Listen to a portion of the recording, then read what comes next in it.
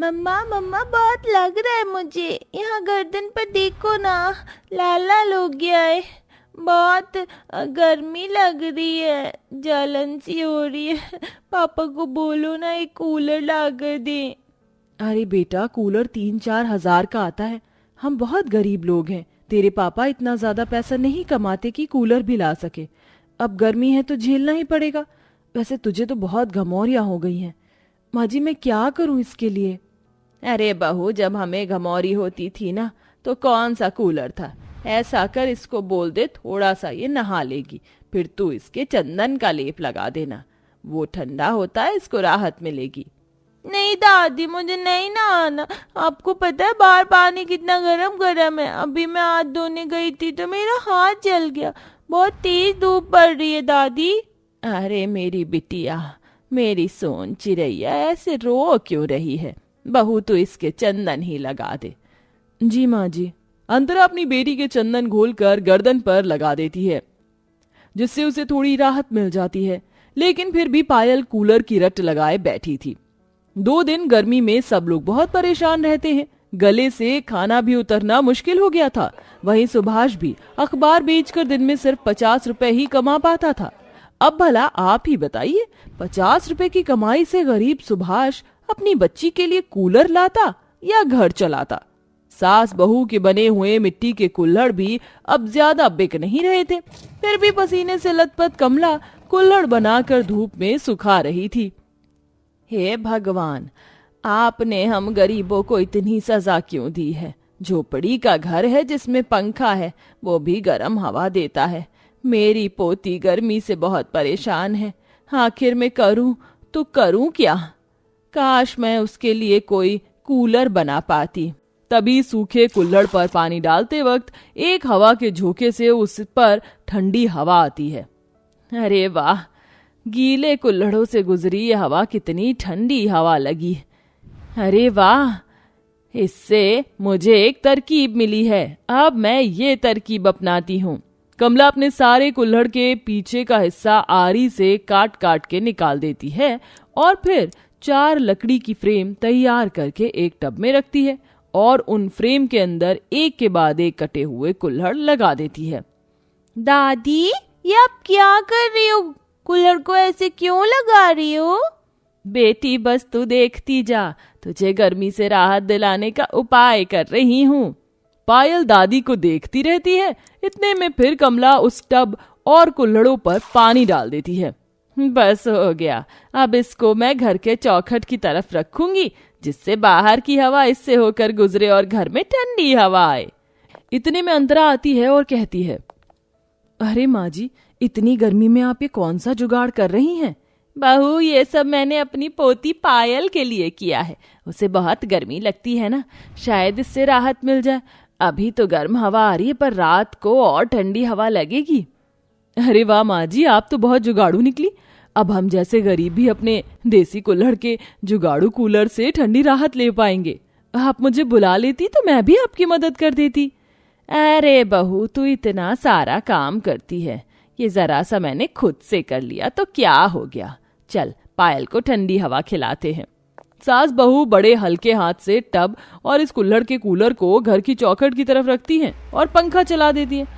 अब बाहर की गर्म हवा कुल्हड़ के कूलर से गुजरकर अंदर ठंडी हवा लाती है, जिससे पायल बहुत खुश हो जाती है।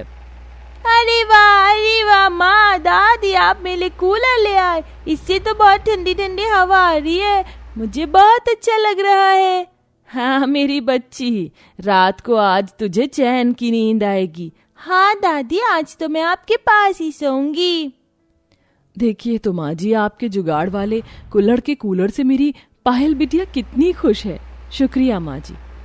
माँ जी, वैसे मेरे पास एक आइडिया है। हम जैसे गरीब लोग इस गांव में बहुत हैं जो महंगा महंगा कूलर नहीं खरीद सकते, तो हम क्यों ना यही कुल्हड़ के कूलर बनाकर बेचे, मात्र 100-200 रुपए में। क्या ख्याल है आपका? अरे हाँ बहू, वैसे भी हमारे कुल्हड़ ज्यादा कहाँ बिक रहे हैं। इससे तो अच्छा है हम इसी का व्यापार शुरू कर लेते हैं। तो चलिए माँ जी, हम दोनों मिलकर कुल्हड़ के कूलर बनाते हैं। हाँ बहू, सास बहू एक साथ मिलकर कुल्हड़ के जुगाड़ू कूलर बनाने की शुरुआत करती है, जिसमें उन्हें रात के 9 बज जाते हैं। फिर सुभाष घर आता है तो कुल्हड़ के कूलर देख चौंक जाता है। हे भगवान, ये मैं क्या देख रहा हूँ? हमारी झोपड़ी जैसे घर में इतनी ठंडक कैसे हो गई? आइए आप, ये सब माँ जी की तरकीब है। हमारी पायल कितना परेशान हो रही थी, ये तो आप भी जानते हैं। हाँ, बस इसीलिए माँ जी ने ये बना दिया। और आपको पता है, कल से हम इन्हें बेचेंगे भी, ताकि हम जैसे परेशान लोग भी ऐसी चीज का इस्तेमाल कर पाएं और गर्मी से निजात पाएं। अब बेटा तू यहाँ क्यों खड़ा है? जा जाकर हाथ पैर धो ले, ठंडी ठंडी हवा में खाना खा ले। हाँ माँ, वैसे आप लोगों का आइडिया बहुत अच्छा है। देखना, आपको सफलता जरूर मिलेगी। फिर गरीब परिवार जुगाड़ के कुल्हड़ कूलर में ठंडी हवा का मजा लेते हुए खाना खाते हैं और अच्छी नींद लेकर सोते हैं। अगले दिन दोनों सास बहू एक रेडी पर 3-4 कुल्हड़ के कूलर रख बेचने निकल जाती हैं। आइए आइए, आप सब लोग भी अब गर्मी से छुटकारा पाने के लिए इस कुल्हड़ कूलर का प्रयोग कीजिए, जो मात्र 200 रुपए में आपको ठंडी सुहानी हवा देगा। आइए आइए, इस बेहतरीन जुगाड़ू कूलर का उपयोग कर मजा उठाइए। आइए आइए बहन जी, देखिए। अरे ये क्या कुल्हड़ का कूलर? ये तो मैं पहली बार सुन रही हूँ। वैसे क्या सच में ये कुल्हड़ का कूलर ठंडी हवा देगा, या फिर तुम सास बहू हमें पागल बना रही हो? एक बार इसकी हवा खिलाओ, तब लेंगे। हाँ बिल्कुल बिल्कुल, ये काम करता है। ये देखिए, अगर आप हमसे ये कुल्हड़ का कूलर लेंगे तो इसके नीचे एक टब लगा देना और इस पर ठंडा पानी डालना। खिड़कियां दरवाजे के पास आप रखोगे तो वहीं से होकर हवा इनसे गुजरेगी, वो ठंडी होकर निकलेगी। ये देखिए, अभी हवा चल रही है। ये डाल दिया हमने पानी, अब देखिए आ रही है ना ठंडी हवा। अरे हाँ, आपका जुगाड़ तो बहुत अच्छा निकला। मुझे बहुत ठंडी ठंडी हवा आ रही है और इन भीगे कुल्हड़ की खुशबू तो बहुत अच्छी है। ये लीजिए पैसे और मुझे एक दे दीजिए। अरे मैंने देखा इस जुगाड़ू कुल्हड़ के कूलर से कितनी ठंडी हवा आ रही। ऐसा करिए, आप मुझे भी दे दीजिए। जी लीजिए, बिल्कुल। ऐसे ही सास बहू के जुगाड़ू कुल्हड़ कूलर बिक जाते हैं, जिससे अब वो रोज घर में जुगाड़ू कुल्हड़ कूलर बनाकर बेचने लगती हैं। इससे उनके घर में 2 पैसे आने लगते हैं। घर में खाने पीने का माहौल अच्छा हो जाता है, गर्मी से भी राहत मिल जाती है और लोगों के बीच सास बहू का कुल्हड़ कूलर मशहूर हो जाता है, जिससे लोग बहुत खरीदने लगते हैं और महंगी दुकान के असली कूलर बिकने कम हो जाते हैं। इससे आसपास के कूलर वाले सास बहू से भड़क कर रात को चोरी से उनके कुल्हड़ वाली मिट्टी को मैला कर देते हैं और लोगों को भड़काने लगते हैं। आप सभी लोग ध्यान से सुनिए, ये जो आपके सास बहू मिट्टी का कुल्हड़ बेच रही हैं, ये बहुत ही बेकार है, कभी भी टूट सकता है और ज्यादा ठंडी हवा नहीं दे पाएगा। इससे अच्छा तो हमारा कूलर है और ये लोग गंदी मिट्टी का प्रयोग करते हैं। क्या आप ऐसी मिट्टी को उपयोग करेंगे जिससे बीमार पड़ जाए? नहीं ना? नहीं भरोसा तो आप खुद देखिए, मैं इनके घर से ही देख कर आया हूँ। नहीं नहीं, ये गलत है, हम ऐसा नहीं करते। आप लोगों के साथ साफ मिट्टी से कुल्हड़ बनाते हैं। हाँ हाँ, मेरी बहू बिल्कुल ठीक कह रही है, हम बहुत अच्छे तरीके से बनाते हैं। मुझे तो कुछ गड़बड़ लगती है, चलो इनके घर देखते हैं। सभी लोग सास बहू के घर पर वो मिट्टी देखने चले जाते हैं, जो कि गंदे काली मिट्टी पड़ी हुई थी और ये सब उन्हीं कूलर वालों का किया धरा था। इससे लोग गुस्से में आकर उनके बाकी के कूलर और कुल्हड़ तोड़ देते हैं, जिससे सास बहू को बहुत नुकसान पहुंचता है और वो मदद के लिए पंचायत में पहुंच जाते हैं। पंचायत के लोग जब पंचायत बिठाते हैं तो वो उन कूलर वालों से भी पूछताछ करते हैं। ऐसे में एक शख्स जिसने ये सब देखा था वो सामने आता है और सारी बात बताता है। मैंने देखा था, इन दोनों ने मिलकर सास बहू की मिट्टी गंदी की थी। ये सास बहू तो निर्दोष हैं। अपना सच बाहर आता देख उन दोनों बदमाश घमंडी कूलर वालों के मुंह से सच्चाई निकल जाती है, जिससे सच सबके सामने होता है।